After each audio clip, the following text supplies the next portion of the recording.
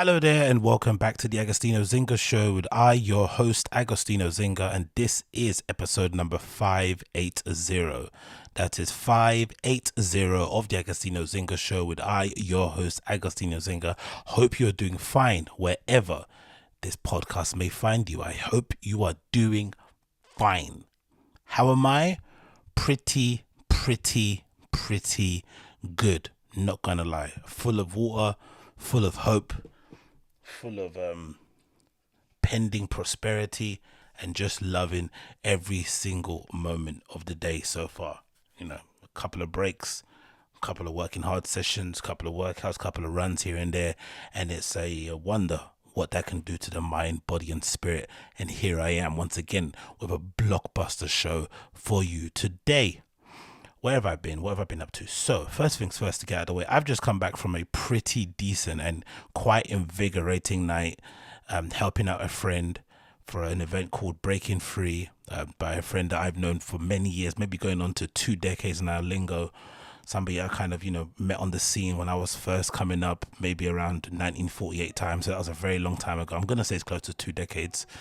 And he's now doing this thing where, together with his artistic collaborator Jorge, they're together working on this amazing project where essentially he does a bit of music, the guy does a bit of painting, and they kind of merge and blend each other's practices into one piece. So it's a performance piece, it's clothing, it's NFTs, it's all this good stuff. And he put together a panel talking about breaking free, within a fashion sense, and I was chosen to be the moderator, which I was pretty chuffed at, to be honest. To get asked to do those kind of things, it's a bit of a two-edged sword. On one side, I just don't like to go outside and meet new people. I tend to be a bit of a hermit in that way, and just try and do as much as I can at home, and just try and do things on my own by myself. But sometimes it's good to socialize and get out there. And this evening, or the evening just gone, was definitely a reminder to me in general that the promise I made to myself this year, that I would be a little bit more forthcoming when it comes to meeting up with old friends, when it comes to just putting myself out there and being a little bit more, I wouldn't say upfront, but just being a little bit more boisterous with the thing, especially post Virgil death. I think that's one thing that kind of struck home with me, was that, even though it was really shocking and really kind of sad when he did pass, the really oddly comforting thing about it, especially from a fan's point of view, especially someone just kind of followed his career from the onset going forward and had a brief chance to work with him for a little bit, or work with him, sorry, on a project for a little bit. It was really cool to see that essentially his memory would always last, because he's left so many impressions on people, whether it's products, whether it's activations, whether it's media, whether it's design languages, whether it's like color tones and shades of color, whether it's color palettes, whether it's applications, whether it's fonts, whether it's quotation marks. He's already left his imprint, and I feel like every time you see a product that he's designed, your heart kind of smiles, right? It's a kind of little weird thing you do. Oh, you know what I mean? You remember, oh, that sick guy did that. So for me, I was thinking, you know what? He was able to accomplish all of that in a relatively short time. Maybe from age 35 to 45, he went absolutely ham in terms of how much stuff that he did. But one thing you have to give the guy credit for was that he put everything out. It didn't matter what it was, how minute, how insignificant, he always put it out. And I think Kanye does the same thing too, in terms of always trying to ship and produce things so they're ready to be able to be consumed by your customers, or consumed by the public, or, if you're going to sell them, maybe bought by the customer. So this is something that I've kind of purposely decided to kind of adopt as a way to maybe honor his legacy and be like, you know what, I need to be more forthcoming. I need to be more out there. I need to put myself out there, and I also just need to be participating in stuff a little bit more, and stop kind of hiding away in my little hut and doing things on my own. And this was the first kind of occasion that I did so, and I have to be honest, it was really nice to be around other creative people who are striving in their own disciplines, their own practices, to do the thing that they want to do, every day, basically career-wise, right? They're basically all trying to figure it out. Some are maybe further along than others. Some are just starting. Some maybe have achieved their goals, whatever it may be. But it's just nice to be around that energy, and then to see other people also just supporting for the sake of it. To see other people just there for the free drinks, whatever. All that energy was cool to be around. I'm not gonna lie. And the moderating thing also, I really enjoyed. Thinking of the questions, knowing when to tell people to hurry up and all that stuff is really awkward. but I tried my best, and hopefully that went okay. But it was a really, really fun evening, I have to be honest, and it was really invigorating. I think I mentioned it when I was there, but it was similar to when you remember when you bump into an old friend, someone you haven't seen in ages, somebody that you know maybe from school times, so they know you intimately, they know the real you, not the scene you, not the one that you reinvented yourself when you went to university. No, they know you, and you bump into them again, and especially if you're cool and you have the greatest conversation, right, the greatest chat. You're like, you can't believe why you haven't kept in contact, but you know why, because life got in the way. It is what it is. But every time you see each other, it's like the first day you saw each other, or it's like, it's like back then when you were together all the time. And then when you go home, you're like skipping down the street, you've got a glow around you because you've met somebody that kind of knows you for who you are. You don't have to pretend, you have to act a certain way. And I feel like sometimes when I go to these sort of things, it does the same thing to me. It kind of gives me that jolt that I need to kind of keep pushing and to do whatever I'm doing, continue doing what I do, continue doing what I kind of enjoy, and hopefully that will lead to the place that I want to get to, wherever that place is. But just being around it was really enjoyable. So that's something that I have to kind of, give Lingo credit for, pushing me to do that, asking me to do it, reminding me if I wanted to do it, just kind of being on me and kind of giving me no option because I didn't want to let down a friend. And then I came through and it was really, really cool. So I'm really happy I went, even though it was quite far from where I live. I'm so happy I made the effort to do so. And it had coincided with me being off from work as well. So that was definitely a bonus. So what's the lesson from there? A lesson from there, just be open to new experiences, say yes to your friends more often, and try and put yourself out there. I think that's a lesson from it. I think so, but I think most people do it anyway. I'm just the minority in this one, but hey, we move anyway. Jam-packed show today, loads of things to talk about, many things, so I'm going to try and rattle through as many as I can, and then I'll get you on your merry way. First things first, update concerning my friend, not really, but the person I've covered a few times here on the podcast, Octavian. It looks like Octavian is he's doing something that I have long wondered why more people don't. Whenever a guy does get accused of harassment, abuse, especially from a woman, and they think they didn't do it, or they believe they didn't do it, I'm always surprised and shocked why they don't fight more, especially if they're in the entertainment industry, because you'd imagine that's your only real means of employment. You don't really have another option unless you want to go and work, a normal job. It's essentially, you kind of need to kind of clear your name if you want to work again, because there's no other way you can work again if you don't clear your name, because no production company's going to want to get behind you with this kind of thing hanging over your head that you might have abused an ex of yours or whatever it may be, or worse. So you have to kind of go out your way to try prove yourself to be innocent. I guess if they don't try prove yourself to be innocent, it probably answers the questions that most likely they're guilty and they don't want to put more attention to it. Fair enough. But if you generally don't think you did it, or if you generally think maybe the truth is somewhere in the middle, then maybe fighting is your only route out of this, because there's no other option for you else out there. And I think this Octavian thing is basically a case in point, in that from what I understand of his life story, he didn't really, go to school that long. Quite soon after, but in his young age, he found success in music. He was on the way, I think, to being, it's a bad term to use because it's probably just because he's skinny and he's black, but he was on the way to being like the general UK version of a Travis Scott, kind of, because I think personally he had the ability to appeal to not only the black kids but also generally the majority of the public here in the UK seemed to love him, especially the kids coming up. Maybe it had to do with the fact that he wore cool clothes and he was modeling for Supreme. I don't know what the reason was, or could just like his music, but he was really definitely on that precipice. He was definitely on that point where his star was ascending. He had a collaboration with Future, which I think was terrible. Personally, for me, I thought, well, that was one of maybe his worst tunes. But regardless, he was definitely on the cusp. But then all of a sudden, boom, he gets all blown out of the water. His ex, lays out all of this previous abuse that maybe went down, loads of evidence, videos, recordings, police reports, really detailed and extensive sort of evidence against him, and basically painted the narrative that is pretty believable that most likely this did happen, especially when you consider, whatever else was at play in terms of drugs and alcohol and all that sort of stuff that kind of, can get people to act a certain way. So by all accounts, it looked like his career had been dead and gone. But it seems like in the last few months, from the appearance that he did on ASSC's Twitter Spaces thing called Harsh Reality, and a few other things that he's done in terms of outbursts, the starting of that Instagram page I think that he set up, where he basically had people sending anonymous notes and clips and stuff about these ex, and maybe she wasn't the person that she painted it out to be. It seemed like he's definitely trying to fight.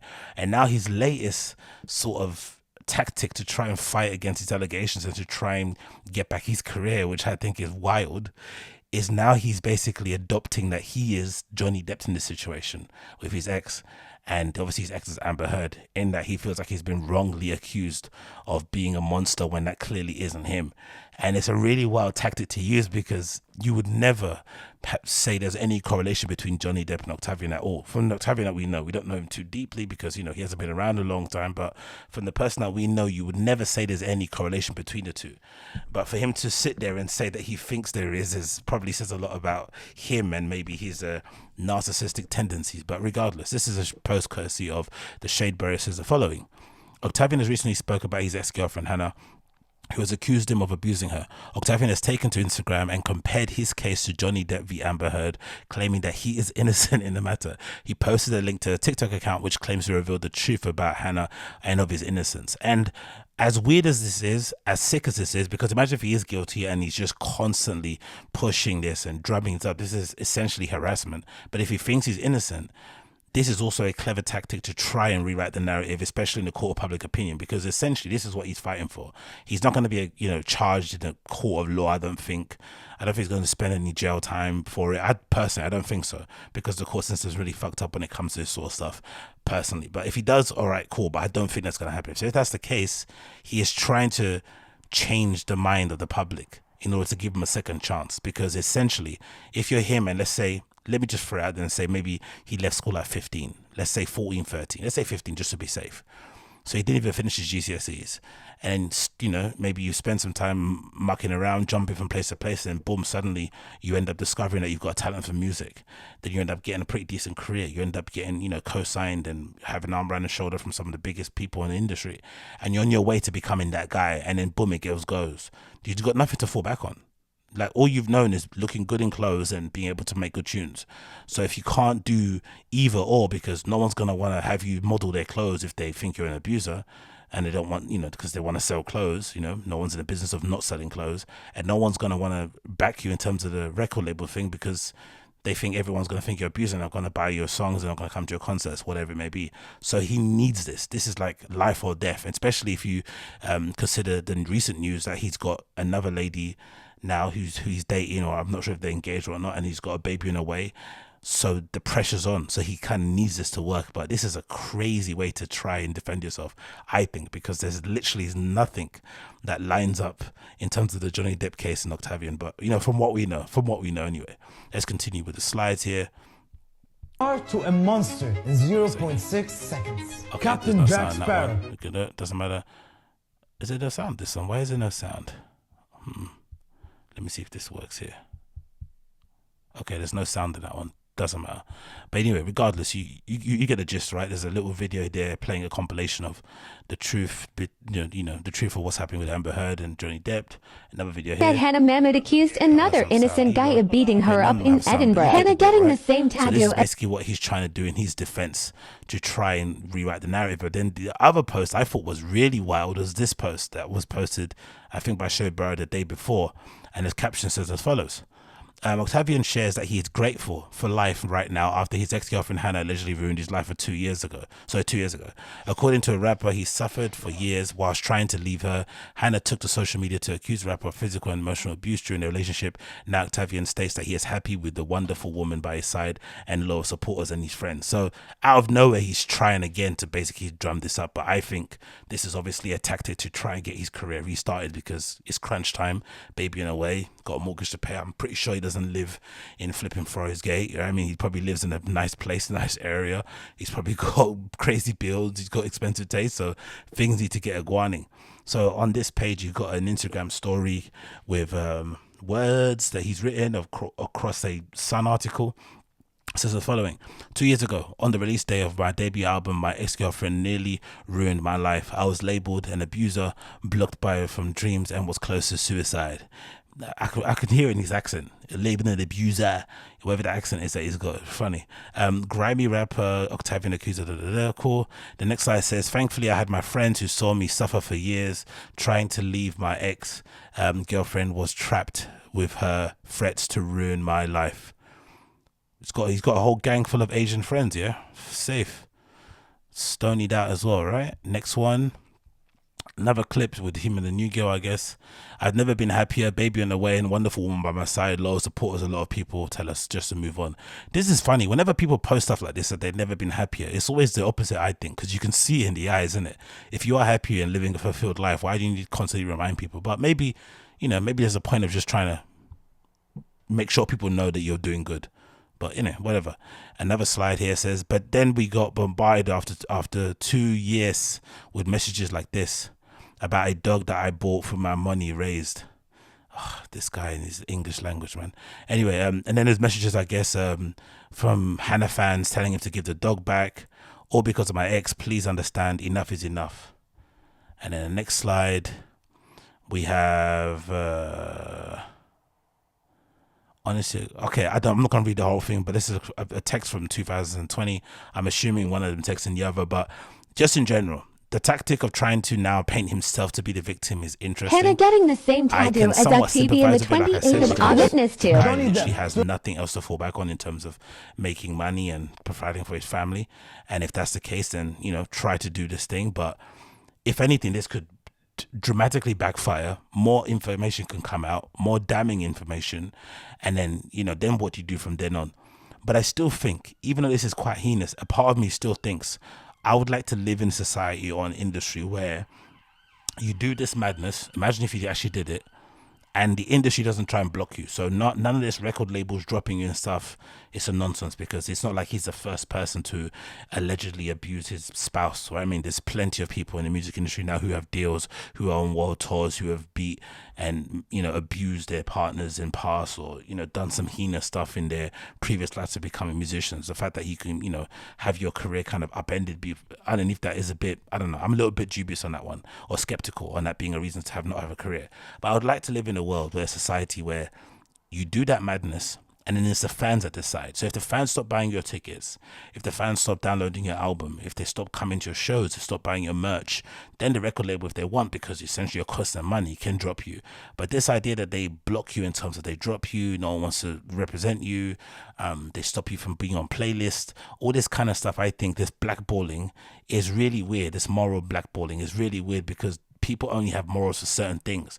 You can get punished for, in certain sectors of the, you know, of the workplace, you can get punished for maybe being too much on the whole Free Palestine thing, right?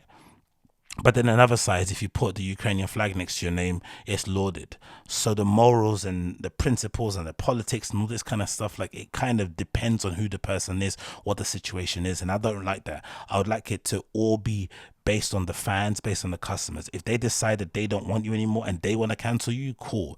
But I don't think industry should. That's just my weird, controversial opinion on that one. I always get a little bit queasy when I see industries coming out together and one by one taking people's accounts down, banning them. It's like, no. Let the people decide. If they all want to turn their back and not listen to you, then that is what it is. But don't, you know, force us to turn our back and then kick the person out. That's just too much for me personally.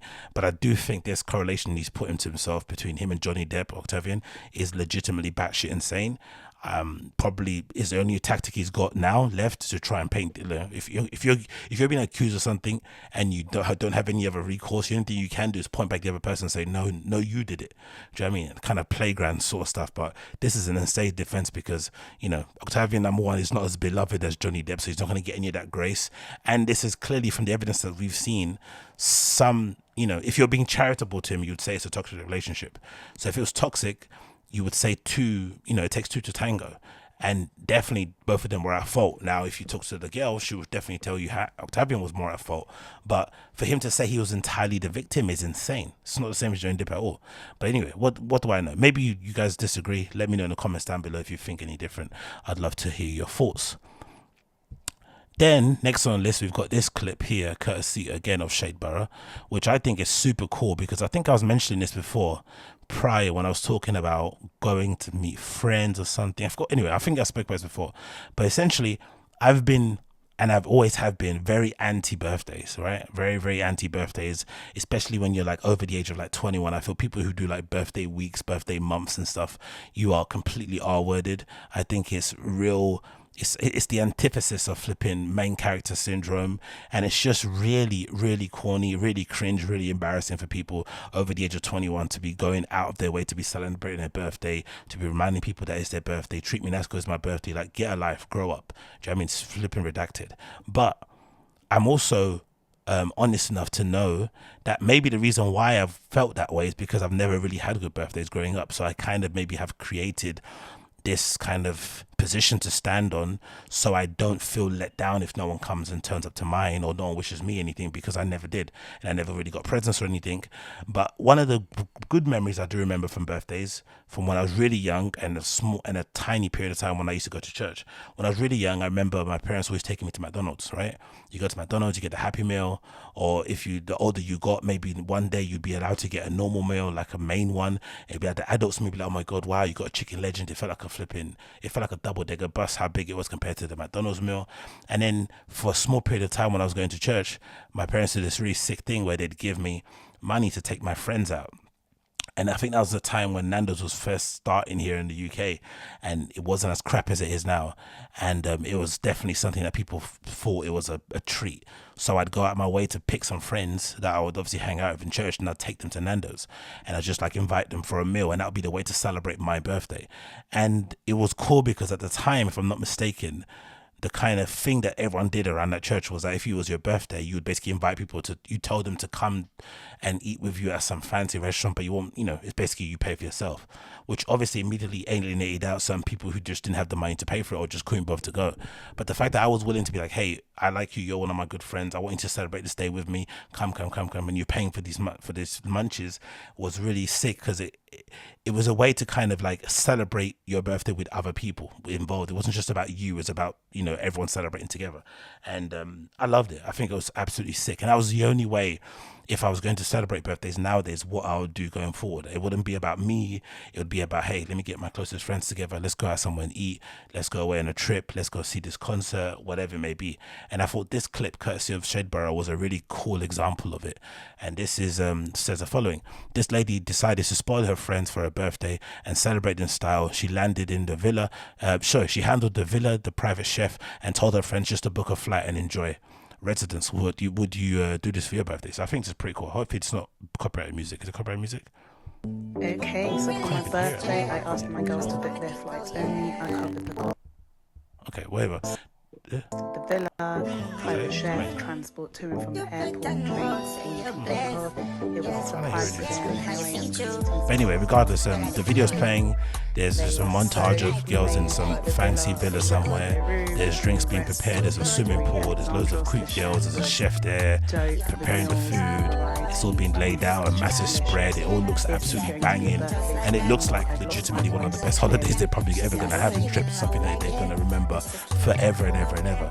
And I'm wondering, why don't more people do this? If you really want to embrace your main character syndrome, and you really want to make it all about you, and they've got these amazing drone shots over the villa. Oh my God, they look incredible. So they even got someone to do to capture the whole trip itself, so it looks absolutely incredible from the outside, right?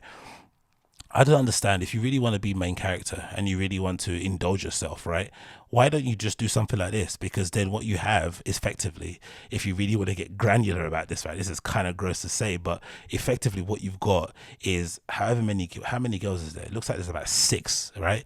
You essentially got 6 different people sharing the fact that you took them all out on this amazing trip for your birthday. So 6 different people with their own, followers, spreading it to their followers, essentially, putting it out there for you. So this is the textbook definition of like organic flipping engagement, right? And organic virality, or whatever, to go viral like organically. This is basically the way you do it, and that's why I probably got picked up by a page like Shadeborough in the first place. Everyone kind of putting it out and bigging it up. So it's a weird time we live in. People want to celebrate their birthdays. They want you to wish them happy birthday a minute or a second past 12. They want you to celebrate the day, the week, the month, you know, sometimes a half of the year. But then they also don't want to indulge people in it to kind of celebrate it with them. Like, you don't see that energy. There's no energy of like, hey, it's my birthday, come out. Let me take you for a drink, come out, let's get wasted or something. It's always like, no, I'm gonna go to this swanky place, you better also come in this swanky place and spend 100 quid on a couple you know, fish sticks or whatever it may be. Whereas this is a much better way to actually include your actual friends. So I wonder why that is. Why don't more people who are down to celebrate their birthdays do stuff like this? And why do they do things that just focus primarily on them and that don't, you know, focus on their friends at all, or at least try to pretend like they're focusing on their friends, by proxy then focusing back on you? I don't really know, but I thought this was a really cool idea, and big up the person who ended up doing this in the first place, man. This is an absolute sick idea. I love it. Okay, moving on. What else is on here? This is a clip. Is this a clip? This is a clip. Why isn't none of this playing? Why can't I hear any of this stuff? It's just so weird. We're at the table. The sound isn't working at all for me today. I wonder why that is. Hold on 1 second. Let me see. If I do the headphones normal, does it work? Okay. So that. Nice working. Cool. Let me put this back on and see if this works now. Yeah, a restaurant. Oh my God. Okay, there we go. It's working now. Cool. So, another clip. This is courtesy again for Shadeborough. And this is just a general comment to make about this, because I feel like it feels like it's a thing that only affects like black podcasts and content channels and YouTube channels and whatnot. But I definitely don't think it's the case. Maybe I'm not paying attention. But is it me, or am I the only person who's totally incredibly bored with these topics concerning relationships and dating and all that? And I think most of you are aware of the kind of conversations I talk about. You know, when there are video clips going around, you know, there's those fresh and fit guys that do the similar sort of thing where they just talk about, oh, you know, to get a girl you need to have a certain tax bracket. If you're going on a first date, who pays? All these redundant, hacky, really base level flipping infantile ways of looking at life on a constant basis is absolutely doing my nut. And this is another good example of it. This is again from Shadeborough, and it says as follows: residents, when you're on a date with your partner, do you prefer to sit opposite each other or next to your significant other? And this is a 1 minute clip, but I'm pretty sure this segment was probably more than 10 minutes, maybe even more than half an hour, talking about should you sit up opposite or across somebody. And it's it's opposite or next to somebody, and it's absolutely insane. I don't know why people care about this sort of stuff on a constant basis. Maybe it's just me and I'm just heartless and I don't really, I don't like joy or whatever it may be. Or maybe it's the fact that they don't really have anything else interesting to talk about. Or maybe it's a kind of, it's a direct reflection of the times we're living in now. Because life is so weird and because there's so many terrible things going on around the world, in order to kind of distract us from that sort of stuff, we just talk about these mundane topics in an effort to kind of distract us from the horrors that are going on in the world. Because if we try to think about it too much, it'll get us down, and the fact that we're powerless will probably put us in even a worse bit of funk. And if we know anything from the pandemic, is that we don't want to waste time. So if we don't want to waste time, let's just at least talk about stuff that is going to at least bring a smile to our face and get us to share some personal experiences. Cool, whatever. But I still think it's lame. I still think it's tired. I still think it's boring, and I still think in general it legitimately, I think, rots your brain cells sitting there and debating, should you sit opposite somebody or next to somebody? Should you pay on the first date or should they pay, or should you go halves? Should you open a door or should they open it themselves? Do you buy people gifts in order to exchange for sex? All this nonsense stuff. Like, really, are you guys thinking about this stuff every single day? Probably are. But anyway, let me play the clip and then you can have your own opinion.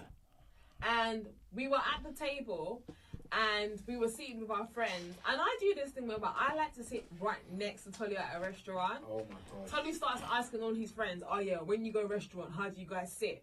Do you not sit opposite each other? That's how you're meant to sit. Guys, when you go sit beside me. Guys, when you go restaurant with your partner, are you sitting opposite or side to side? Listen, I like side to side. I promise you 100% of, you know what, put this on your story as well. I promise you 100% of people are going to be like opposite. Why though? Anyone that's side to side is a serial killer. Why are you on the side of your I like your to. gang? I like to be close. I just feel like if you're You opposite. people will not be pinning your neck. You now be doing this. Oh, that's a good opposite point. Each other. That's a good point. I just like to be close to you, like side to side, but then opposite, I feel like, oh my gosh, you're too far away. You know what? I don't know, man. This legitimately kills my brain cells hearing this sort of stuff, but it's the constant topic. There was a whole entire channel based on this sort of stuff. What was it called again? Black Chat, right? Black Chat? Is it Black Chat? Is that what it's called? Anyway, I guess you know what I'm talking about. An entire channel dedicated to these topics, and it was absolutely a barnstormer of a success.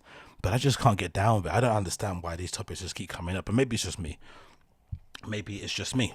Anyway, moving on to stuff that I actually do care about. This is news courtesy of Hypebeast, and it refers to Anti-Social Social Club.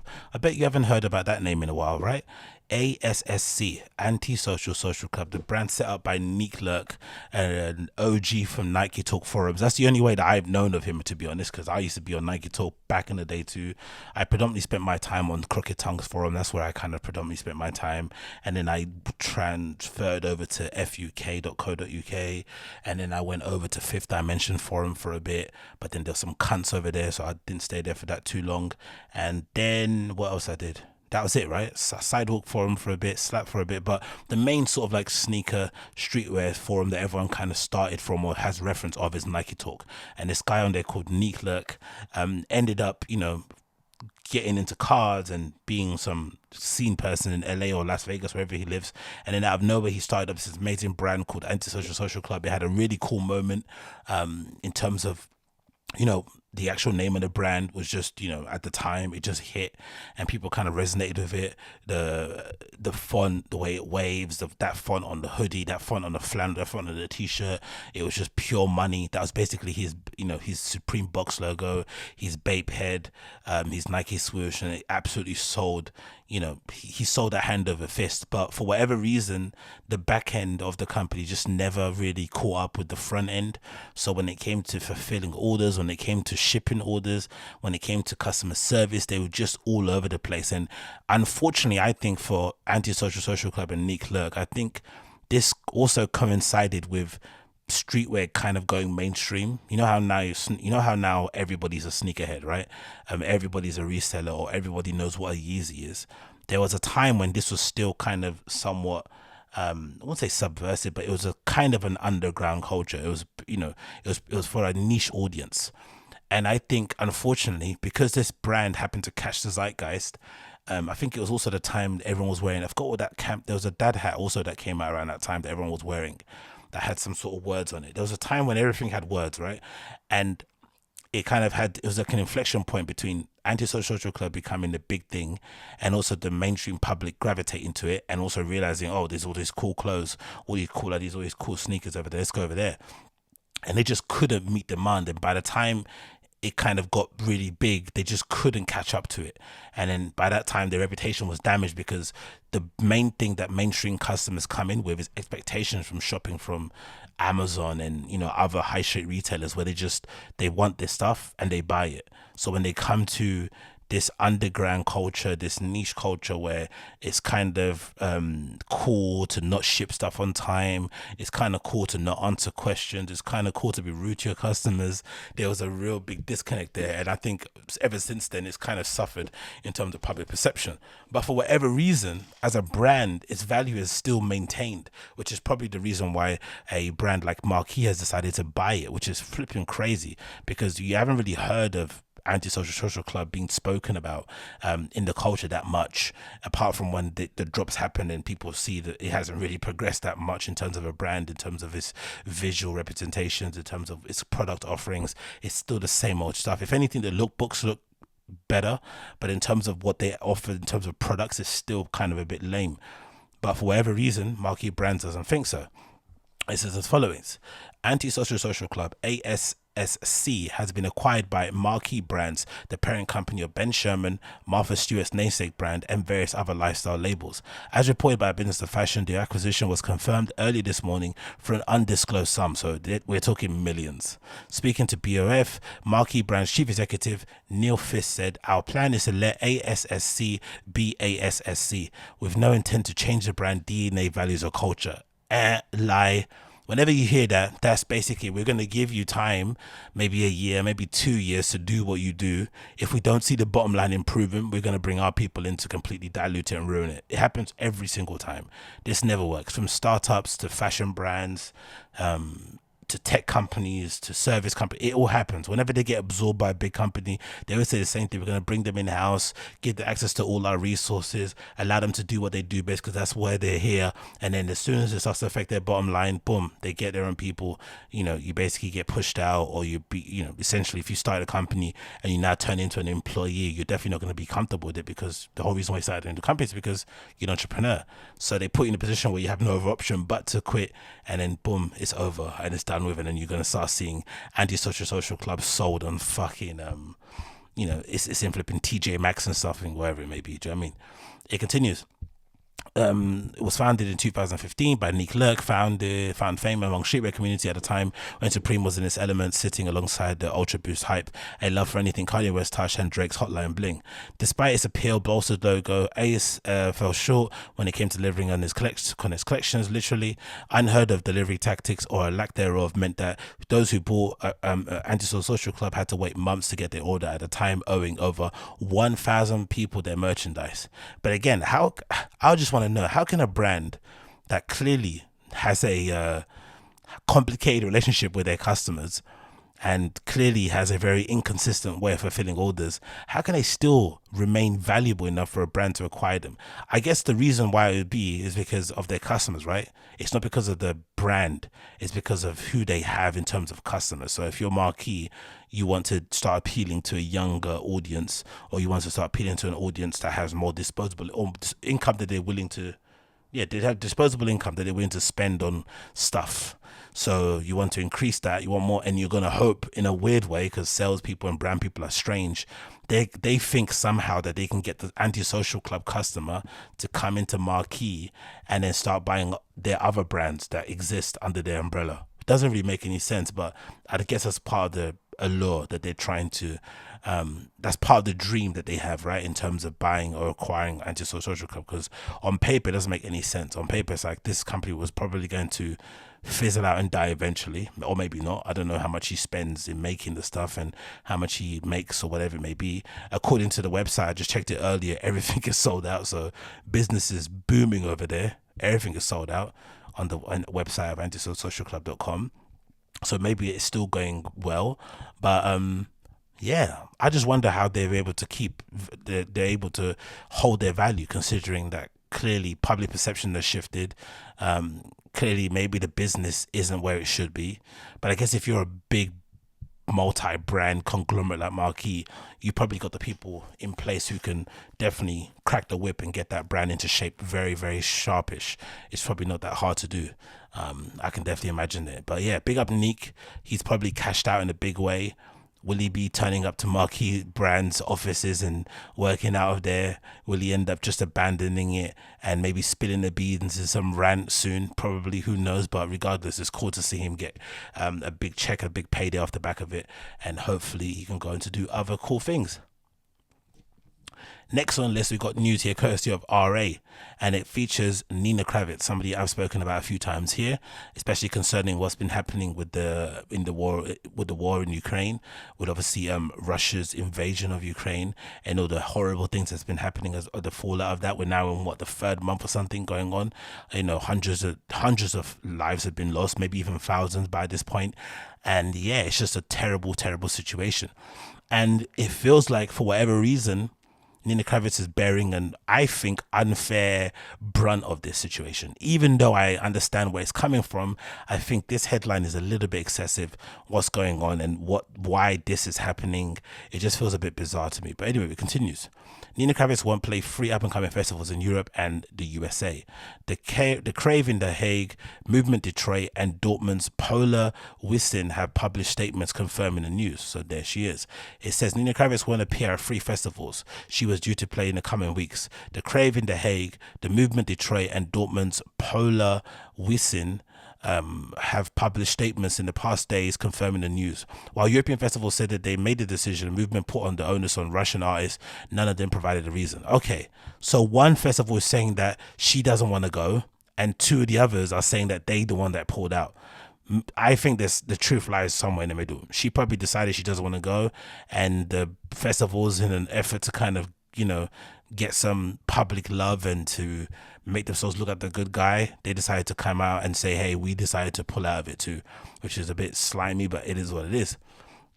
The news arrived after Kravitz posted a statement clarifying her position on the war in Ukraine and addressing her perceived silence. She has come under fierce criticism for some corners of the scene. I'm a musician and was never involved in supporting politicians or political parties, she wrote. Part of the criticism around Kravitz's perceived silence was based on her assumption that she still lives in Berlin, where freedom of speech is protected. Though she has lived in Berlin, in 2018 piece Interview magazine, she said she was based in Moscow. Kravitz and the Trips Bandcamp pages also say Moscow, as do the titles of several live streams recorded during the COVID-19 pandemic. People are going in terms of analyzing and detailing all this stuff. Kravitz's statement has referenced the recent split between her label Trip and Clone Distribution. In Clone's statement published the day before, Kravitz founder Serge said the decision was partly motivated by Kravitz's pro-Putin views and her CCCP and USSR sentiments. Serge alludes to several historic incidents which can be taken as pro-Putin without going into detail. One of those is likely a photo taken at Coachella in 2014 showing Kravitz posing with a cardboard cutout of Vladimir Putin, who is holding a gun with a flower in a barrel. According to Kravitz's press officer, the flower in the gun is a symbol of peace since 1967, and the cutout was one of many at the festival. That's true. You can't start pinning stuff happening in 2014 because that's like the Trump stuff. Do you remember all rappers were obsessed with Donald Trump? Then he becomes president and everyone realizes what a piece of shit he is, and they suddenly want to delete the fact that he was the person that everyone referenced in tracks and raps and stuff. People wanted to pose with him in pictures.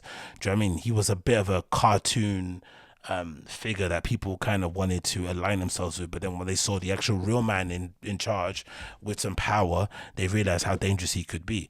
So to attribute some random person coming to a festival with a cutout of Vladimir Putin and being like, haha, he's a bad man in 2014 is different than what we're seeing now, because we're seeing what that villain is actually like in real time and what kind of damage and pain he can cause people, you know, in a country that are just minding their business, because I guess whatever, in it.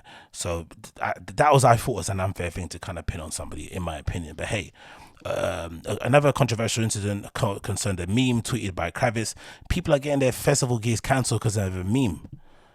So somehow you can get maybe that makes sense though. If you can get bookings for shit posting, right? Like a what's her name? What's that girl's name, man? I'll keep covering it. The ones with the massive boobies.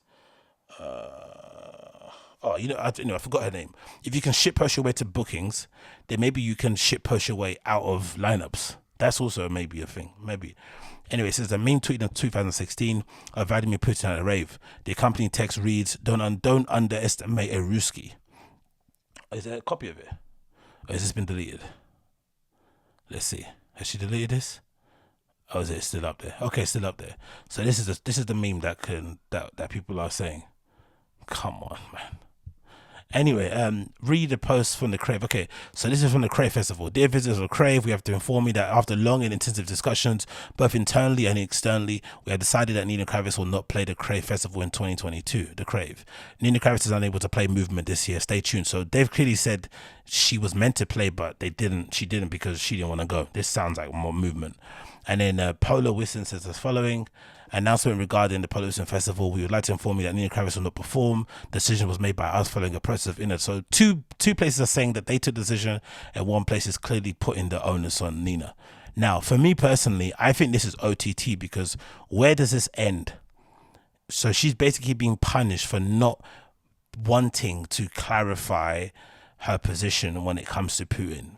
If we are to take a guess, we would say most likely, how likely is it she's pro or anti-Putin? She's probably most likely pro-Putin.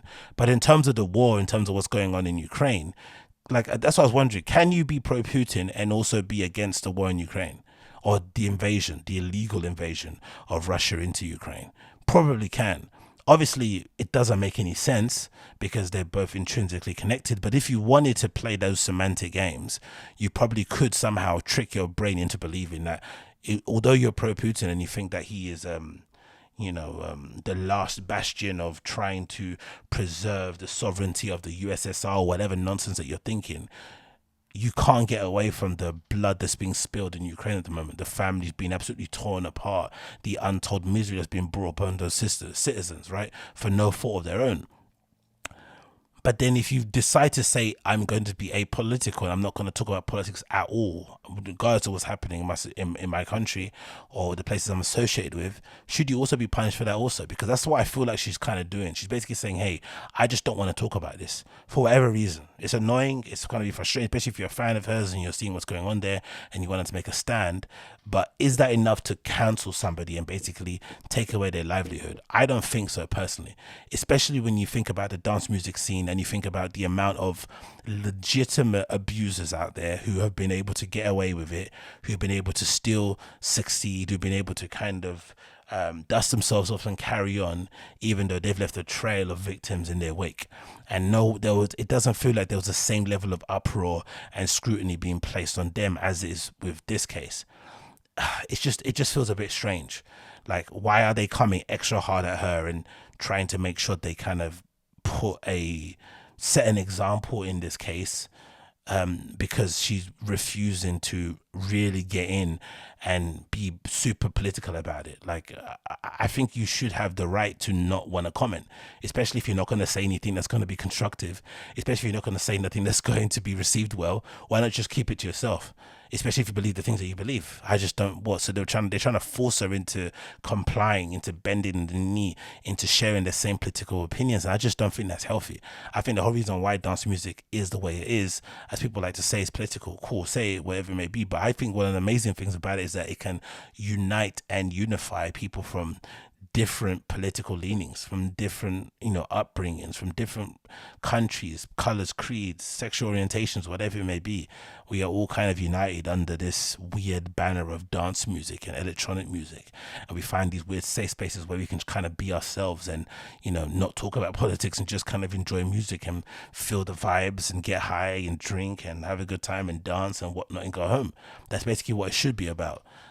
So this kind of, I get it on one side of things to bring attention to certain topics, but I feel like this is going too far personally for me. It just feels like a step too far. They're essentially taking away her livelihood because she refuses to come out outright and say nothing negative against Putin. Like, let's be sensible. We're all adults here. We probably know that she's pro-Putin. Cool. But can you be pro-Putin and still have a DJ career? You should be able to. In the same way that you should be able to be a Tory and still have a DJ career. I'm pretty sure there's plenty of them people, especially in tech house. It feels like a lot of those guys are probably Tory on the sly. But you should be allowed to have a career if you don't share the political leanings of your industry that you're in. Because it's not as if it's even the majority.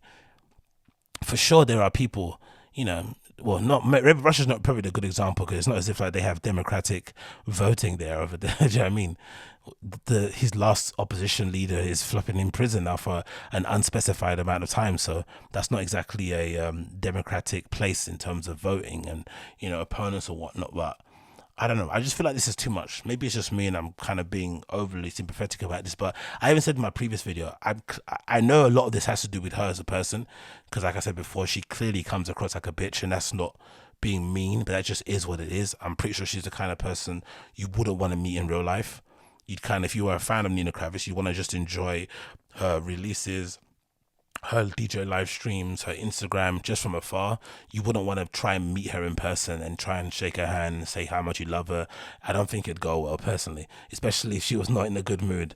I think she definitely radiates that kind of energy of somebody that kind of doesn't really give a fuck, which is fine, but you know, it will definitely crush you if you're a fan of hers.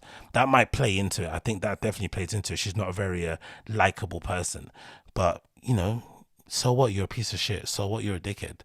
If your fans like you and people want to see you play, do it, innit? And especially when it comes to these festivals, it feels like they're just cutting off their nose to spite their face. Like, you know, local restaurants, food trucks, security team, people that are working in a bar, people that are going to work in a cloakroom, they're all going to be missing out on tips or income because such a big name is not able to come. And don't get it twisted. She's a massive name. She fills out places. She sells tickets and stuff. She puts bums in seats. So it just feels a little bit, performative for me, especially when you consider that most of the people that would go to these sort of things don't necessarily care. Most people that buy, I don't think that they do. I think it's a small niche of people in the scene who care about this stuff and pay attention to it. But I think the majority of people just like who they like. They watch them play. If they play a bad set, they won't come back again. But it has real little to nothing to do with the amount of times they moan about their flights on Instagram or who they want to vote for, or did they speak about this topic or this topic. I don't think people would actually care. I really don't. But maybe I'm in the wrong here. I don't know. Let me know in the comments down below what you think. I'd love to hear your thoughts. Next on the list here, what do we have? We have this courtesy of Vogue. This is regarding the Balenciaga Resort 2023 show that took place just the other day, and I love it.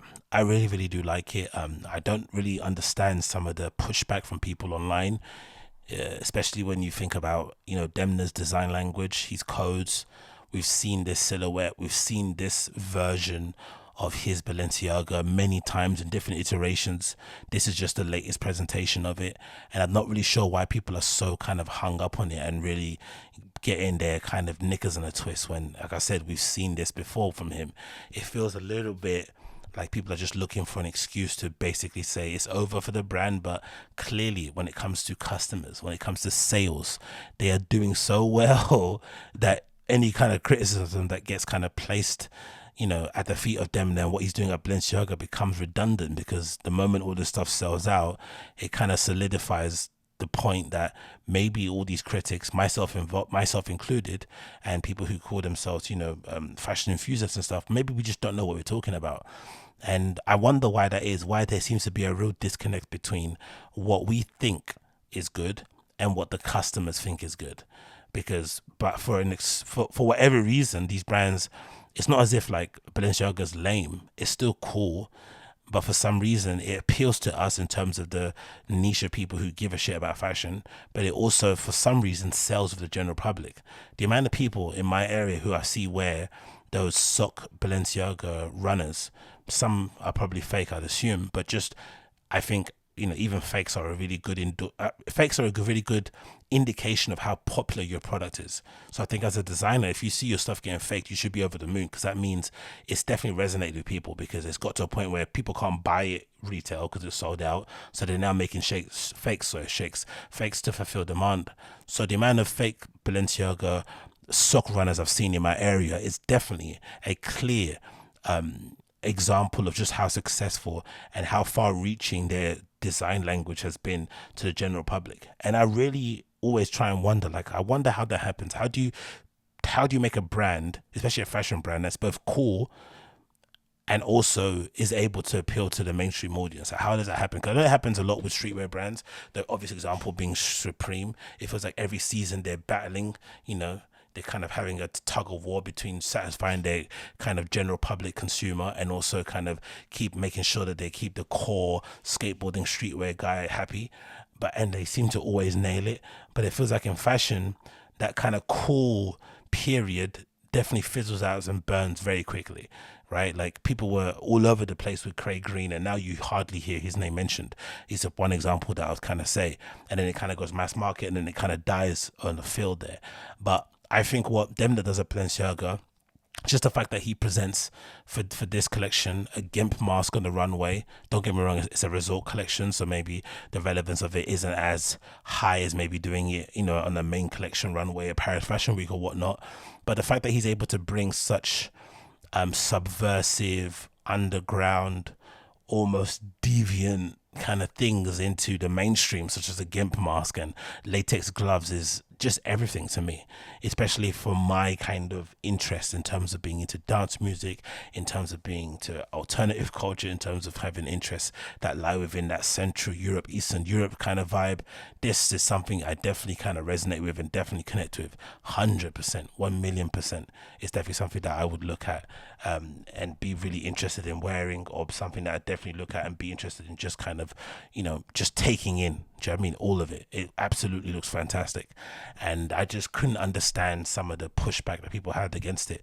It really was bizarre to watch it in real time. It really, really, really was. I didn't understand it in the slightest. But maybe this is just more so an indication of maybe Balenciaga fatigue. That might be the thing. It might be just fatigue about the brand and seeing the shape again. But you don't seem to, I don't know why, but for every reason, maybe it's just a favoritism thing. I don't see the timeline having the same reaction when it comes to what flipping Alessandro Michele is doing at Gucci. It seems like he's basically doing the same thing, his version, basically a refinement. So essentially what Rick Owens does every collection. He refines his silhouettes and his shapes every single season, but it's not like he's coming out there with an entirely different thing. It's just a kind of a continued conversation every single season. But for some reason, it's okay for him to do it at Gucci, and no one really bats an eyelid. But the moment Demna does it, it's all of a sudden a problem, and I don't really understand why that is. It might be, come to think of it, it might be like a residue of people not thinking he is the guy since Vetements. Right? People maybe were always skeptical of the guy and thought maybe he's a bit overrated. So maybe this is the one chance to kind of prove it on the big stage, because people maybe feel like there's no real progression from this kind of look 12, from what this is no progression from look 12. There's no progression from this look 12 from what he was doing previously at Vetements. Maybe that's what people think. But I just think it's really unfair personally, because this is still cool to see. Like I said, like on the biggest stage, to take GIMP mask and somehow make them chic is, for me, everything. It really, really is everything. I look at this and I'm like, I mean, I'm enthralled by it. I really am. I absolutely love everything about it. And I would wear this stuff ASAP. And I also like the fact that, because I'm pretty sure all this stuff will be available in other colors. But I like the fact that for whatever reason, he's decided to adopt this black color palette. We've seen it adopted in the previous collection that was kind of looking like they were traversing through snow. There was a lot of black. There wasn't a lot of kind of options in terms of colors from the models walking down the runway. So I like that he's presenting his shapes and his ideas in one color, because I think that gives a customer like myself an idea of what you would actually like based on the shape of it. And then if you went to a store and you saw a color that you like a pine green, a forest green, a deep purple, whatever it may be, maybe your mind will be changed, but you definitely fundamentally like the shape of it. The pants, the coats, the jackets, I think that's a really cool idea. I really do. But yeah, the fact that he's got like a silk scarf, you know, like basically taking a Hermes scarf and putting it at the front of a GIMP mask is just, I don't know, the elevation of just that deviant BDSM kink sort of scene thing and bringing it on this stage is just incredible to me. I love everything about it, and I really enjoyed this article courtesy of Harper's Bazaar, written by the one and the only Rachel Tashian, who's now moved over there from GQ, unfortunately. But I think she really kind of encapsulated the review of this collection really, really well. Let's read a couple of bits here. It says Balenciaga's creative director Demna has been hovering on the top of the fashion world for almost 8 years, but how do we define his role? Is he fashion's best comedian? When asked why he collaborated with ASSC for his spring 2023 show staged on Sunday in Manhattan, he said, well, I was wanting to use the 3 stripes, or he's pounding music and GIMP mask covered models. Maybe he's fashion's best horror director. The only thing we can say for sure is that he is one of the most influential living fashion designers, so unapologetical in his work and the whole world. He has looked like Balenciaga over the past few years, whether it's a tourist on the street outside of the New York Stock Exchange where the show was held, or the world's wealthiest people who have always seemed to have the worst clothes. He holds a mirror up to, well, not nature, but to all that's highly synthetic, banal and overly familiar. Demna makes you feel seen, but in a bad way. but I also think in a good way, because I always say, like, I think in terms of luxury brands, in terms of high fashion brands, definitely Balenciaga is one of the most wearable ones because of the shapes, because of the sizes, the silhouettes. It's definitely something that most people on the street could easily wear and make it look their own, and also feel chic, and also feel cute, and also feel empowered, whatever it may be. It's one of the only brands that does this. It's not something that excludes people. It actually includes people. As weird as it is saying this with a runway look with, you know, full gimp mask on and a silk scarf at the front, it definitely is one of the most inclusive brands because of that, in my opinion. It continues. That was the primal pleasure of his New York show. This is the first time Demna has shown in America, though he knows backstage that the Americas was some of his first to embrace his Balenciaga vision. A country never looks so pure as through the eyes of a designer, and Demna, who is Georgian and designs out of France but lives mostly in Switzerland, showed us Americans, especially New Yorkers, as he sees work obsessives with briefcase and blazers, CFOs in big black coats. His models tramped through the stock exchange like they owned the place. Their precise, power hungry tailoring punctuated with enormous black clown shoes. Every model wore a bondage suit under their look, you know, because they're slaves to capitalism. Love it. Surely I'm not the only one who's tired of the capital or because capitalism type thinking, a dominant strain of the complaining online and also off, that blames all the ills of the world with a shrug of the behemoth machine of the economic power. Maybe the reason why it works when Demna creates this sweeping, chilling visions of global force is that he's embracing the obvious.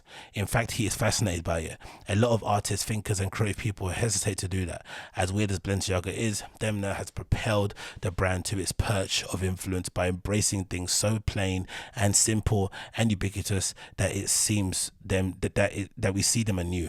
Kim Kardashian, celebrity divorces, The Simpsons, and now America. And I love it. Honestly, I really do think he's one of the important designers out there. I really do. I'm really, really a big fan of him. Another thing here says, Demna knows perhaps that if he's going to go all in on this logo-less tailored clothing, proposing an antique monster's theory on elegance, he has to give people things that they feel like products before and everything else. He says, the biggest and most important challenge for any kind of creative is to make product that is desirable, to create desire. Demna said, and I agree with him. That's what fashion should be, and that's what we are trying to do every day in a way. Sometimes it creates less desire, sometimes more, but I think the commercial success of a product is linked to that desirability, whether it's a bag or a shoe, a consumer dress, or whatever it is. And I think he's always been like this. The fact that the first brand was called Vêtements, which is basically clothes in French, says everything that you need to know about it. He's come always from a product point of view, from a how can I make the best version of a mountain jacket, the best version of an anorak, the best version of track pants, the best version of sweatpants. Like, always, it's a refinement conversation. And for whatever reason, don't ask me why, I don't know still to this day, why it seems to have resonated with people in a big way. People love the brand. You see everybody wearing it. It doesn't matter if they're hipsters, if they're fashion people, if they're just a general public who just want to have something chic that can kind of maybe cover the majority of their body and they can wear something else underneath. Whatever it may be, it's definitely been something that he's made way more desirable than it maybe has been in yesteryears, and I definitely think he deserves some credit for it. So I'm a big fan of the collection. I loved everything in it. I can't lie, and I would wear the majority of it personally. Easily wear the majority of it, especially on my trips to Berlin and stuff. Like, why not? Imagine rocking up to flipping Berghain wearing this. Look 40. Come on, man. Come on, man. Don't play with me. Don't play with me. Anyways, moving on. I'm really surprised about this. So this says the following. Klarna lays off 10% of his workforce, which is weird. It says Sweden's payment giant Klarna is going to cut hundreds of jobs in the coming days. Today's news comes a few days after Wall Street Journal reported that the company was going to cut its valuation in order to raise fresh capital. The company currently employs 7,000 people. Cutting 10% of the workforce would mean that 700 people lose their jobs at the fintech company. It will potentially affect all domains and offices around the world. Imagine you're being in that 10%, and imagine you're not in the 10%. Oof. I am no stranger to sharing good and bad news. However, today is the hardest one to date, said Klarna co-founder and CEO Sebastian, whatever that name is. He wrote in a message shared with his employees, as much as we may like to be the case, Klarna does not exist in a bubble.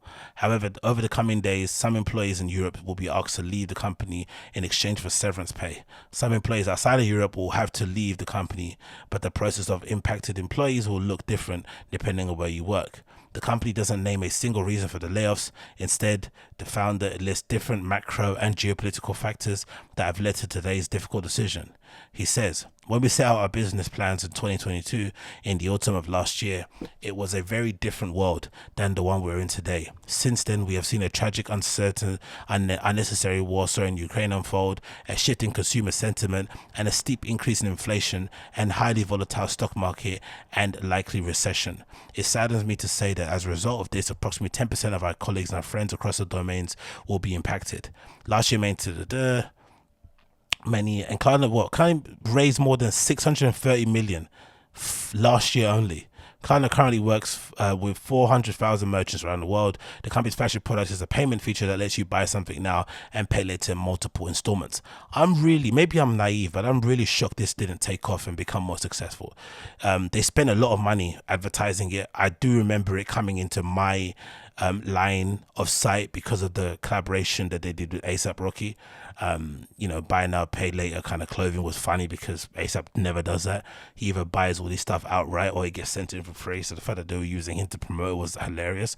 But I guess because he's the fashion guy, it maybe made sense to align with him. But I thought the idea from it was pretty solid, especially in a world where people are a bit more conscious of sustainability or whatnot.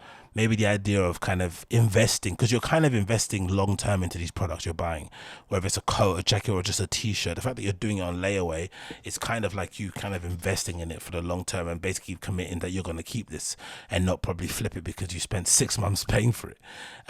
So that's one thing. And it's just kind of maybe slows down people's purchasing decisions or whatever it may be. But I just thought the idea was cool. It somewhat is, a way to democratize fashion. It gets people from all walks of life to be able to acquire these things that they probably just fantasize about or just look at stuff via online and on magazines but can never touch it. You get to put it in their hands, and maybe that will then go to it will then become a longer relationship. Maybe sometime in the future, after a person's bought from Klarna on the layaway, they might get to a point where in their life where they can go out and buy, a flipping Acne jacket for full retail. Who knows?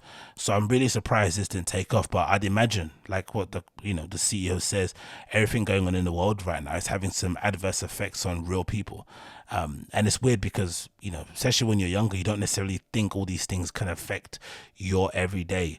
But because it's all happening at the same time, in kind of a short period of time without any breaks and time to kind of gather ourselves, it felt like we were just in a proper global pandemic.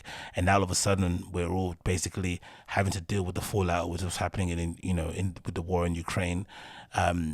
And it's just awful. It's just awful. I really do feel for the people that are getting let go in this case, especially when you think about how much it was probably celebrated in-house that they got that 639 million pounds raised, or dollars raised. So now all of a sudden, a year later, they're having to lay off 700 employees. It continues. Over the years, Klarna has expanded to other markets, launched new products. It offers a shopping app so that you can manage your payments, save items for later, track deliveries, and more. In some markets, the company also offers a payment card that you can control from app. It's interesting that all these things are different products. Just these features they add. The fact that you can manage all your payments is a different product. So this is where it becomes a bit fugazi, the whole startup, setting up a company thing. You can basically dupe, it feels like, your founders into believing that you've got all these different, what they call in business, verticals, when really it's just a feature that should already be there. Why can't you manage your payments anyway? Why is saving items for later such a big deal? Tracking deliveries, come on. That's a flipping, that's a new product. Tracking your deliveries. It continues. In Europe, Klarna operates as a regulated bank. Customers can open a bank account with Klarna and use the service to earn interest with fixed term saving plans. This way, the company can raise deposits from retail investors directly. And yeah, if the Wall Street Journal report is correct, Klarna is thinking about cutting its valuation to a low 30 billion range post-money valuation so that it can raise more money. That process may have had an impact on the current state of affairs at Klarna, with some employees losing their job as a result. Unfortunately for Klarna and employees, the company hasn't said who will be affected by the job cuts. Calendar invites were sent over the last 2 days. In consideration of the privacy and the people affected by these changes, we ask that everyone work from home this week. Imagine that email coming into your inbox, man. And then the other thing that's really, really sad about this is that it was a flipping pre-recorded video message. Maybe better than doing it on live stream, maybe, I don't know, but it's as follows. Where is it? Yeah, he delivered it in a pre-recorded video talking about the shifting sentiment. Okay, so that's basically what I read before. Yeah. So can we see the actual video itself, or did somebody leak it or not? Or did he put it up on his site? Oh no, okay. It's listed on here. But yeah, I can only imagine what that feels like. I've got a funny story about Klarna. Klarna was actually one of the companies I actually applied to work at, and I got pretty far in the hiring process. This is one of the first times that I legitimately was heartbroken that I couldn't work somewhere, especially because I was unemployed for so long. And it was also a wake-up call in terms of how the job application process goes, because for whatever reason, every other job I've had so far, whenever someone asks you for references, it's always an indication that you're going to get it. It's like the final step. And usually, you know, unless you're a flipping psycho, your references should be okay enough to pass on, and then you're more than likely going to get an offer the next day. But for whatever reason, this is one of the only jobs that I've ever had the only job I've ever applied at in Klarna, where they asked for references, and then a day later they said, yeah, we decided to go with somebody else. And I was like, what? Because already in my head I kind of had it, and I never like this. I'm always the kind of guy that has to see something in writing. I have to see it in black and white, touch it. I'm tangible. I don't dream too much, you know, about fanciful things. I just do the work, and then I, you know, with intention, and then I hopefully would receive the results. But I'm not doing it dreaming or something that I haven't done. So I was really kind of dreaming that, oh yeah, I'm gonna have this job. I'm gonna be able to work here, do this, do that. And you know, it paid pretty well. It was a pretty cool rota. The company were doing cool, interesting things. I thought I aligned with it, and you get the call. Now you're not getting it. And you're like, wow. Heart was broken, especially again, like I said, it was during the pandemic where I was like struggling for work, and it was down to my last like pennies in terms of saving. So from when that happened, I was like, oh my days. So yeah, it doesn't bring me any pleasure to see that they're going through this, because I legitimately thought it was a good idea. There probably still is a good idea in it, in the fact that they're going to be able to raise those millions. But you know, life comes at you fast, innit? Life does come at you fast. So yeah, thoughts and feelings go out to everybody affected with it out there at Klarna, and hopefully you guys land on your feet. Next on the list, what else we want to talk about here? Oh yeah, let's talk about this. So this is courtesy of, yeah, let's see, we have to talk about this. So this is courtesy of Hypebeast, and they're debuting the new colorway of the Salehe Bembury Crocs, and it's called the Pollock Croc. Is that what it's called? The Pollock Clog Sasquatch dressed in black. Is that the name of the actual shoe? Crocs Pollock Croc, or maybe it's just called this, Crocs Pollock's Clog Sasquatch. Okay, whatever. Anyway, we move. It says, so this is a new colorway of but I'm not going to read the Hypebeast article. It's always full of dross anyway. Just regurgitating stuff you can already see. But essentially, there's a new colorway of the Salehe Bembury design Crocs that had captured everyone's imagination, mine included. And they look pretty sick in black, I'm not going to lie. I do kind of prefer them in the poppy colors, the bright, vibrant colors, don't get me wrong. I think, sorry. That's the reason why maybe they captured everyone's imagination, right? The fact that they were just solid block color. They had this weird fingerprint design. They had a somewhat different silhouette and toe box to regular, you know, flipping Croc sandals or whatnot. And, you know, that's what everybody kind of appealed. That's what maybe I think got everyone's kind of interested in them in the first place. But I still think in the black, you know, they have that kind of weird utilitarian look to them, right? They look like something that you could wear as part of your daily uniform and going out and about. And I'd imagine some people are probably going to end up, you know, splattering these in paint and making them look all funky and whatnot, like they have a gallery or an art studio, which they clearly don't, just for the vibes. It is what it is. But the problem for me with this sort of stuff is that as good as it is to look at these images and to see this amazing product and to hopefully, you know, imagine a future where you might be able to get them yourself, that's one of the main issues I have with this.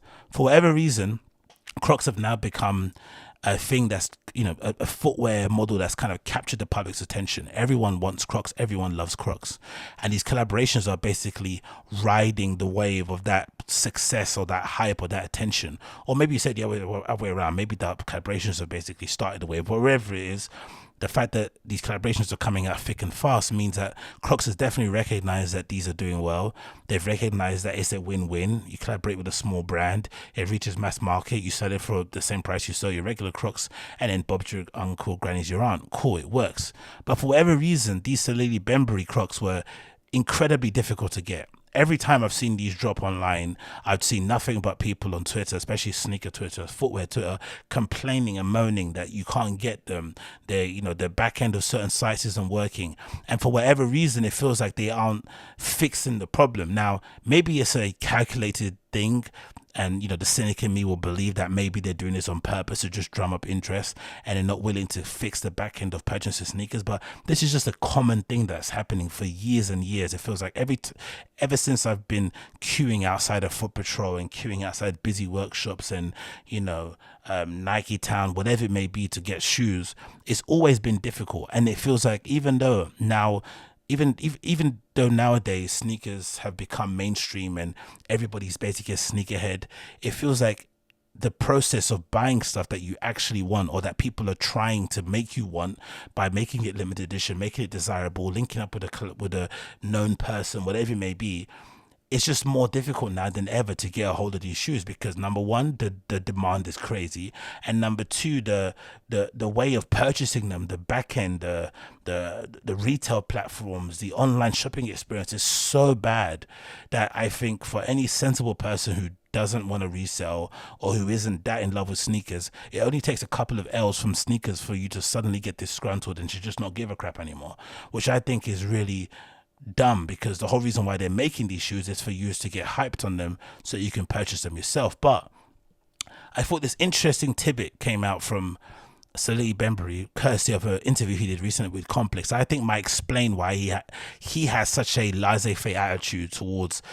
getting these things actually in the hands of the customers that he's trying to design them for, and also maybe the industry at large just not caring about fixing the process of buying sneakers and getting them in customers' hands in the first place, or fixing the access to these sneakers in the first place, or these footwear models, whatever it may be.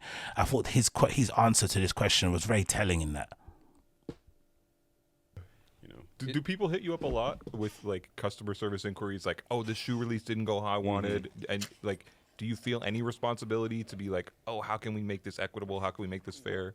I mean, Sponge has customer service, but I kind of grew up in, the nom de guerre, like clientele, a life, period of product where it was things were obscure. Yeah.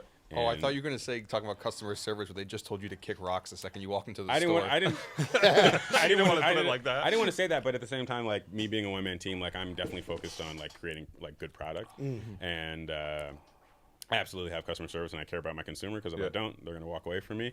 But I definitely am kind of regurgitating a certain culture that I grew up in downtown New York of like, it's like the liquor. No, I don't want to say it's the liquor store mentality, but it's just more like I want to create good things that a specific person understands, and I almost only want to talk to them. Yeah. But it's too late for that.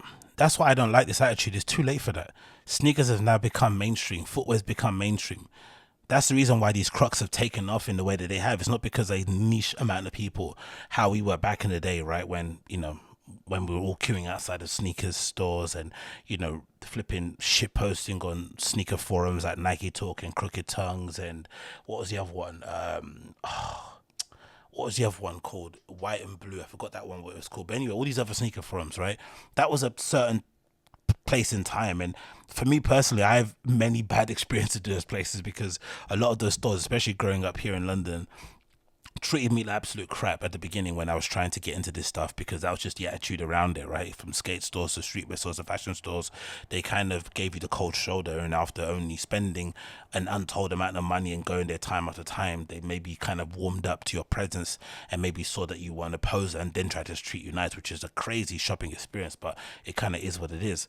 But now that it's become mainstream and you have mums coming in and picking up sneakers for their sons and stuff, the fact that they can go into a shop and, maybe maybe come across a sales assistant that still kind of fantasizes about the old days of flipping Nom de Guerre store and A-Life on Rivington and stuff, and kind of want to give the mum and the cold shoulder, or just be blasting flipping Black Sabbath on max volume when everyone's trying to shop and buy stuff. It's just absolutely insane. It doesn't make any sense. There has to be some sort of middle ground, some meeting in the middle to kind of, you know, take that kind of coolness that made, you know, sneakers what they are now, making it why people are so kind of in love with them, but also making sure that the customers who have a different expectation of how they shop and how they buy stuff are also being satisfied. Because in general, I feel like overall, maybe it's unfair, but most people don't expect to go to sites and try to purchase something and have to have 7 different tabs open or access it through their phone or using VPNs or bots and stuff just to buy fucking Crocs. It's absolutely insane. And I feel like for whatever reason, the footwear industry, the streetwear industry in general, perpetuates this lie, this myth that for some reason nowadays, even though sneakers is a $1 billion industry, sneakers, $1 billion industry, everybody wants them, that somehow they can't make enough. Somehow they have to pretend everything's limited. Somehow they have to engineer artificial scarcity. Somehow they have to allow backdooring. Somehow look at flipping Marcus Jordan. He's a good example. He, you know, there's pretty much some strong evidence out there that he allegedly was backdooring his own shoes to sneaker resellers individually out from a hotel he was staying in or whatever it may be.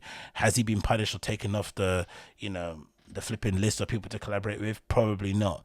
But all of these heinous things that are happening behind the scenes, and then you have this perpetual lie that they are now passing on to a young designer like him, Salehe Bembury, coming up, who's obviously now trying to write his own sort of story and set new trends and be able to inspire a whole new generation. And he's now kind of perpetuating this idea that, you know, yeah, it's nom de guerre, it's this old school streetwear vibe that I'm on, it's the flipping retail mafia, you know, you can't get this thing. It's like, no, bruv, you're designing Crocs.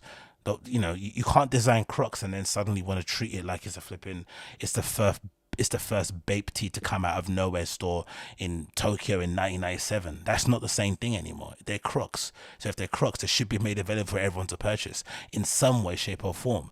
And I still don't think that whole, if you make them available to everybody, it's going to take away the appeal. I don't think that's the case, because you're still talking to a small subset of people. Not many people are going to be willing to go out, even if it's all in black, and wear Crocs in general, even if they look like this. Even if they're in black and they look quite mundane and quite subdued. It's only a certain type of person who'd be willing to put on a shoe like this, like a foam runner, like this, like whatever it may be. So the fact that you are unwilling to make them available to everybody is really concerning. And the fact that they've adopted this idea that we're going to just artificially make it harder for you to buy them so that you can come and try again every time, and turning customers into flipping modern day crack addicts is absolutely heinous. I absolutely despise it. I despise everything about it, because like I said, sneaker industry is a multi-billion-dollar industry. There's enough shoes out there to supply demand, but they don't want to, and they just keep making people dance for their flipping shoes. And you know, I just think it's demeaning. I think it lacks respect. It doesn't do anything to inspire or to basically push this thing forward. It feels like a cash grab after a cash grab after a cash grab. And the only people that win are the influencers, because they're the only people that seem to get every single pair that comes out. And then lucky customers here and there who maybe have a lucky day, like me, for instance. I got L after L on Sneakers app, and then for whatever reason, when the Off-White Jordans came out, the first ones, I somehow lucked out and got 4 pairs in a row. Don't ask me how. I just somehow did. I think I got 1 on a raffle. I got 1 because I attended an event. No, I got 2 because I attended events tied in with a Nike 10. And then I think I don't know how I got the 4th, but I got 4 in a row. So it makes no sense. So, you know, and then of course that little bit of hope that because I got 4 in a row would then carry me forward to then keep putting in my flipping raffle for the Sneakers app again, knowing full well that 4 in a row might mean that I might have like a barren streak of like 10 years of not getting any wins on a fucking Sneakers app. And I think that is heinous. Personally, for me, I think that's absolutely disgusting. But, you know, I think there are certain customers who actually enjoy being, you know, taking the piss out of as well. So maybe this tactic does actually work, but it would be nice if these were made available to customers to purchase. It also would be nice if the designer would also be a little bit involved in maybe, you know, making sure that there's systems and processes in place to make sure his fans can actually get a hold of the shoes and not have this like, oh yeah, I'm too cool to do that. Or, you know what, I'd much prefer him just to come out and say, I'm the designer, I just like to make cool stuff, I don't deal with all the stuff in terms of getting in people's hands. It's sad that people can't get them, but that's not something that I try to concern myself. I just focus on making cool stuff. Instead it's like, nah, nom de guerre, A Life Rivington. It's like, come on bruv, what are you talking about, man? This is some madness. You're designing Crocs, you know what I mean? You're designing New Balances. These are brands worn by millions and millions of people all around the world. They're obviously trying to overtake Nike and Adidas in some way, or maybe take some of the eyes away from them and back onto their product. If that's the case, then you have to put some processes in place to get them in more people's hands. But I don't know, maybe I'm in the wrong there. Let me know in the comments down below what you think.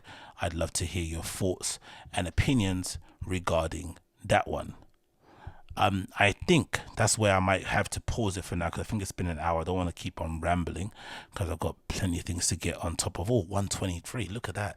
Many things spoke about. Anyway, that was AgostinhoZinga Show, episode number 580. Thanks so much for tuning in. If you liked what you heard and liked what you saw, why not leave me a like? Why not click subscribe to come back another time? And of course, if you want to subscribe to the Patreon, you're always welcome to do that too. The link is in the description. It's little as £1 per month. You get access to a bonus show per day. No, one bonus episode per week. The other one's coming out on Saturday, so definitely keep an eye out for that one. And yeah, I'll see you guys very soon. If you listen to the audio podcast, you'll hear a song of the day, and if you're just watching on YouTube, you won't hear anything. It'll just fade to black. Peace.